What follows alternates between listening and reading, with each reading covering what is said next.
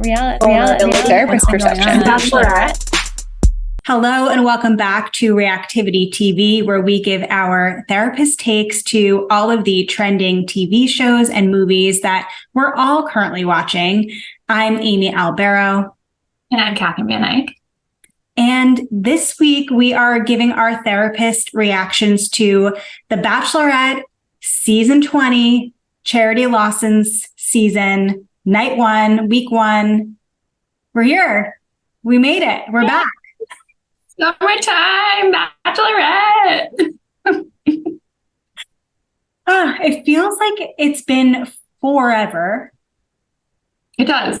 It actually does. Which sometimes it feels like it's on top of each other. So this is nice that it's like, oh, wait, I actually want to watch this. I know. I was excited. Where I feel like in the fall, by the time The Bachelor was airing, I felt like I was burnt out between The Bachelorette, Paradise, and The Bachelor all like back to back. So this was a nice little hiatus. We needed it. We did. And I think we might be a little maybe more excited to watch Charity season because she's also a therapist. So it'll be cool. So we did learn that Charity is apparently a mental health counselor. So Catherine, you're a marriage and family therapist. I'm a clinical social worker. So Charity is not quite the same kind of discipline as we are, but it's all the same shit, pretty much. Right. Like, and she calls herself a child and family therapist, but maybe that just is something that she can do in Georgia. I don't know. Or maybe that's just her job. Like she works with children and family. Yeah. I hope we learn more about it. Yeah. So I hope we learn more about it, and I hope that we see her like leaning into that a lot during the season. She's got to. I feel like it's been a big part of her identity and like what we know about her. So I hope she does. Yeah. I mean, and I also think like you and I both know that when you're a therapist, you don't totally turn it off ever. Once you know things, you just know things. So it can be hard to just like be a person. Oh, totally. I know. I'm so curious how she's going to balance that. And like, just as we talk about all the time in Reactivity TV, like we're trained to lean into empathy, even for the outwardly seemingly most unempathetic people. And so I do wonder, like, is she going to lean too much into empathy where it kind of like might blur her objectivity or her own wants and needs? I don't know. I'm super curious. But yeah, I mean, I was thinking that with maybe why she kept Spencer. Oh, I know. I was thinking that too. Yeah. We will see. So yeah, Night 1 is all about kind of first impressions, the limo entrances, getting to know the guys, us getting to know Charity a little bit more. And before, I know we each had a couple things to react to, but I can't help but think this every Night 1 of The Bachelor or Bachelorette. Do you ever think about what you would do or say if you were a contestant and you were exiting the limo and meeting the like main person? I'm the worst at that. So I don't have some cheesy pickup line. I think I would have to be normal. No gimmick, no costume. No gimmick. I think I'd be like, I'm Catherine and I'm so excited to be here and meet you. Like, that's all I would say. And I'd be like really, really nervous. So I'd be like, ah. Yeah, I feel like I would have, no gimmick, no costume either. I feel like I would have a complete like thing, like you just said, rehearsed. And then I would get up there and complete, like, I would be the person that forgets their name, where like, the Bachelor's like, wait, you didn't tell me your name. That would be me. I would just be like too nervous. Yeah. I would definitely be a home, like go home on Night 1 type of person. I think I'm just like, just too, my personality is not suited for, big social competitive kind of atmospheres. I think a lot of people's personalities are not. So you're not alone. I don't think I would survive either. Yeah. I mean, sometimes the Night 1 people are like the most unproblematic and normal, right? But anyway, sorry, I led us astray, but I couldn't help but think that while I was watching. But what stuck out to you? What did you notice? Well, already night one, we're seeing some family dynamics. Mm-hmm. And usually we don't get to do that until later in the season. Obviously, we got a little taste of it in the Bachelor season. But so we had Charity's brother, Nehemiah, not only show up, but also dress in disguise as a bartender and spy on what was going on with everybody. So I definitely want to know what you thought about this. But what I was thinking about this was there could be some enmeshment going on here between Charity and her brother. There's definitely some blurred boundaries. I just thought that was a lot. Not only for him to step into this secretive role here, but also for then the men there to experience the relationship between Charity and her brother the first time they're meeting Charity. Mm-hmm. There's just like a lot there. Yes. Actually, I want to talk about this because also one of my takeaways was related to this as well. But yeah, that was wild to me. I mean, even the way that she described her relationship to Nehemiah was like, he's my rock, he's my best friend. So clearly they have a close relationship, but it didn't appear, and I don't know, maybe she's and on top of being a child and family therapist, she's a fantastic actress, but she really didn't seem to be expecting him or to be even aware of what he was doing there. And so she didn't seem all that thrilled, though, to have him like be there on her big night. She didn't seem thrilled, but she also didn't seem like really upset about it. I mean, I don't know. Did you think she was like super upset? No, I think she was kind of, I don't think she was really into it. I just think she was like, oh, okay. But it is, you're right. It is really interesting because it is exposing like a dynamic to all the other guys. And hopefully they're astute enough to kind of pick up on that. Like, this is a really big tell right here in terms of how important this relationship or family opinions maybe matter, family approval matters. And so like we talk a lot, especially on Wishing You Well, about values alignment. And so it would be really helpful for the men to be thinking of that and weighing that in, do we line up here in terms of our values of family? Like, how do I feel knowing that this person's sibling potentially plays a really big role in our relationship? Yeah. Well, and not only a big role, but like this kind of role. Like we are adults here, and he's still playing protective older brother, like we're in high school kind of protective brother. Where I'm not saying that like it's not great to protect your loved ones and like be involved in their lives, but there was an immaturity factor to him going in disguise. And I know that's like, whether that was him or just like producer, whatever, like there was an immaturity to the story that told about their relationship that, you know, I've been there. My brothers were very on top of things when I was a teenager, but would that translate the same way that it did as an adult? No, of course not. It either seemed like they hadn't moved out of that phase of life, or it was just like resurfacing and making its way out that in a way that really didn't end up helping Charity at all. Didn't help her decision making. If anything, she also responded in the way that a teenager might respond and say like, "Ooh, you didn't like that guy? Okay, I like him."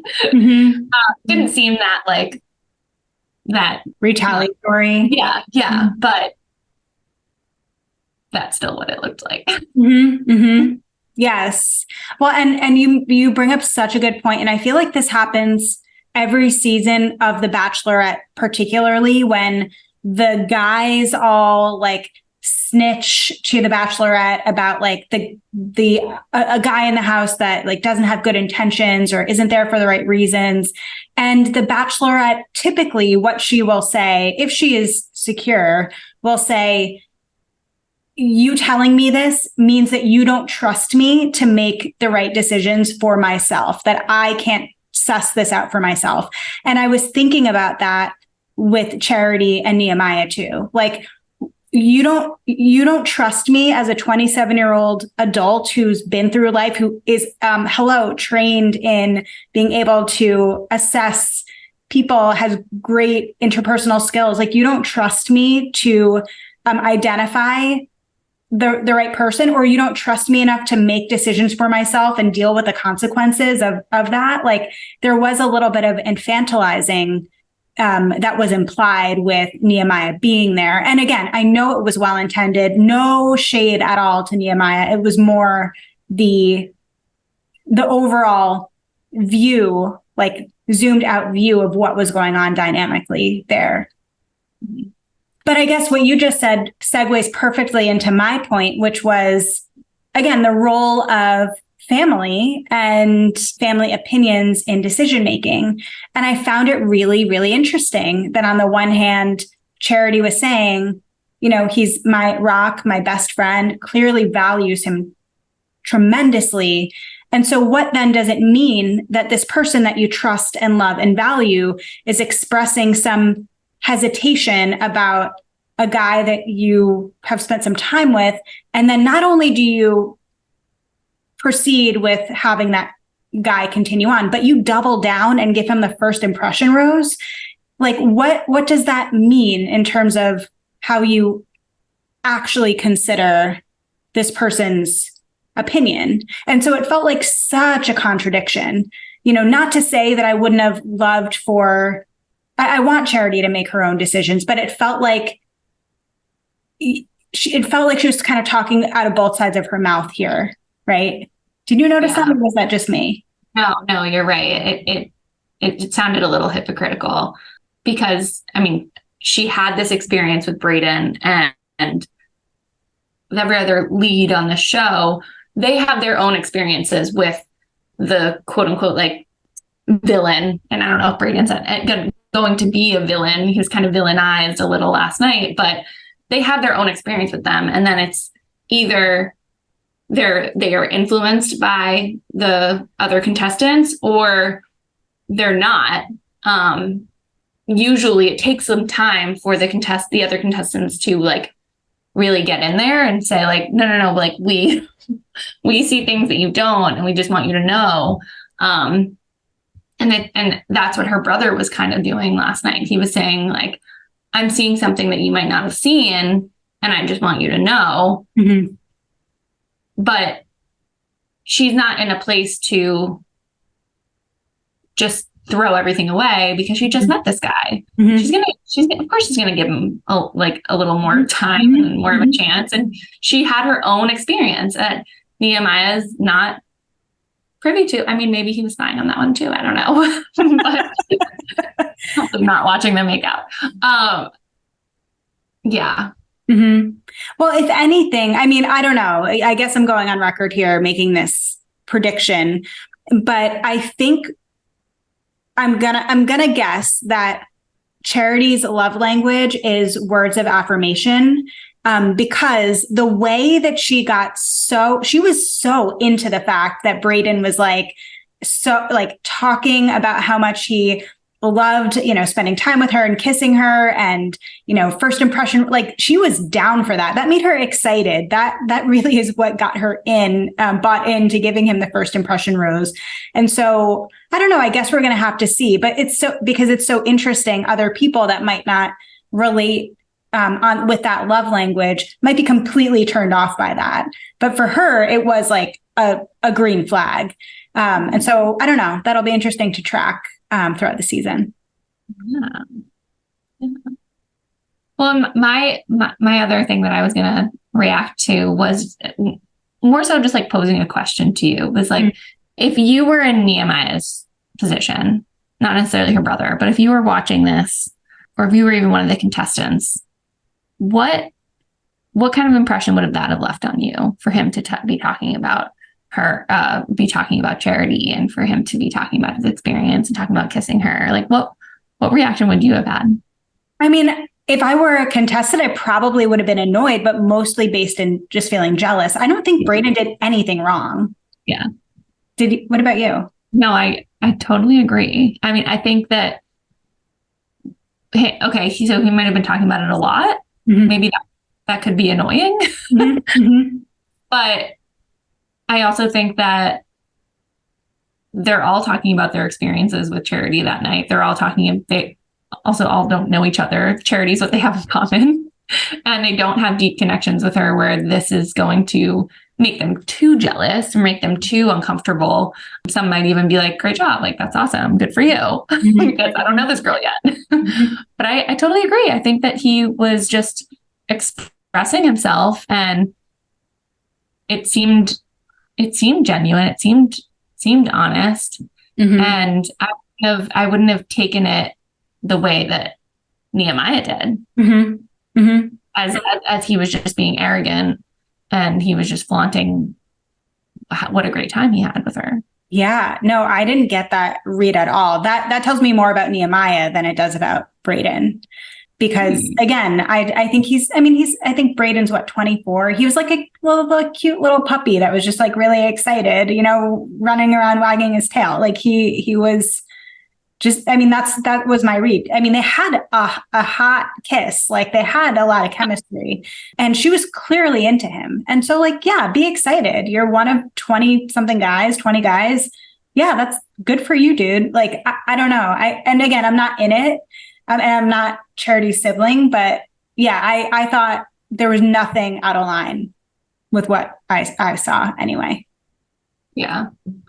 It kind of looked like Nehemiah was looking for something that wasn't there. Or like you said, like, what could it be saying about Nehemiah? Mm-hmm.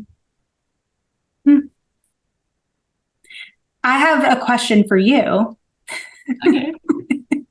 So one thing that I feel like we heard Charity say two things over and over again. One, I'm looking for my husband. I feel like she said that 20,000 times. And the other thing she said repeatedly is, I'm not settling, or I don't want to settle.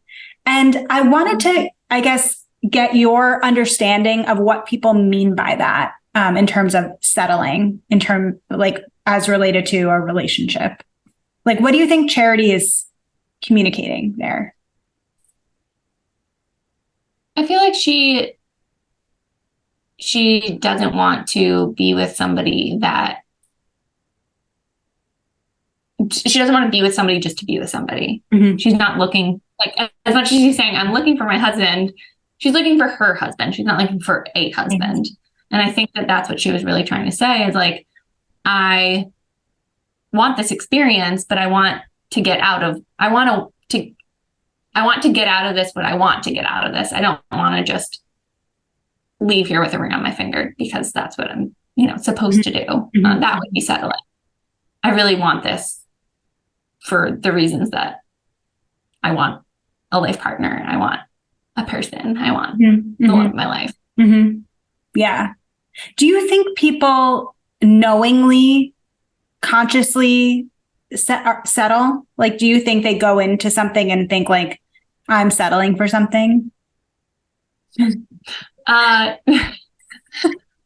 Honestly, this isn't like statistically driven whatsoever, but I would say that maybe not in our generation, maybe in an earlier generation, that may make a lot more sense to actually consciously make that decision. Like, okay, our parents' age and our grandparents' age and our great parents' age, they were more driven by social norms. And that social norm was you have to get married, you have to have children, you have to do this. And so I think that they could have been a little more inclined to just, all right, well, how about you? You're the best one in the pod. So I guess that's you. I guess that's us. But I think that there's a lot more reason now to continue exploring and continue to develop those deeper, more meaningful relationships, more so because of those norms not being as strict and as rigid. Mm-hmm. Mm-hmm. Oh, I think the generational thing is a really good point. Yeah. I kept thinking about this. I was thinking about it from like two different angles. One being that I think in relationships, of course, there are people that have settled, but I don't think they're going into it thinking like, oh, like I'm just like taking what I can get. I think that's when people rationalize and maybe like try to deal with like the dissonance of, maybe this isn't my like quote unquote perfect match, but like all of these other things are here, kind of thing. But then I think on the flip side, I think the worry for settling is so big that sometimes that leads people to run from relationships that aren't perfect, and that maybe their like list of what they want from a partner might be like too high or too unreasonable, that might also put them at odds with actually getting what they want for the most part. Because I don't think the idea of an actual perfect match exists. I think there are some trade-offs that we all make in all of our relationships, friendships, relationships, work environments, all of that stuff. And so I think we're all kind of like settling to some degree. It's just a matter of like how many things are in the plus column and how many things are in the minus column. I don't know. Is that a hot take? No, I think that's a really good point. And I also think that when people are unconsciously settling, they're not being super self-aware. They're not being really honest with themselves. And they're probably not in a place that they should be making a decision like that. Mm-hmm. So I think it's both. Mm-hmm. Yeah. Yeah. Interesting. I mean, it will be. So do you think Charity gets engaged? Like, can you see that happening for her on this show? Yeah, on the show. I can see it. Yeah, I can too. She's mature. The guys seem, I mean, she's got an older group of guys for the most part. Like most of them are in their 30s, like with like established. Yeah, no judgment on careers. Thank you. Like that was way better put than what I was going to say. So yeah, they're like more solid kind of careers. So I could see it happening just in terms of like readiness for that life stage. So I mean, I'm rooting for her. She looked absolutely stunning last night. She's just the sweetest. So I hope she finds what she's looking for here. But it does seem like we're going to get a good dose of drama as well. I'm excited. For the season. Yeah. All right. Well, we will definitely be back with more reacting to this season because it's Bachelor season. It's Bachelor season. Yes. We will be back with more from Charity season, as well as reactions to so many other shows that are out this summer. So stay tuned for more and let us know in the comments what you thought of our takes from this week's episode and what else should we be watching. We're always down for more. Okay, we'll see you next week.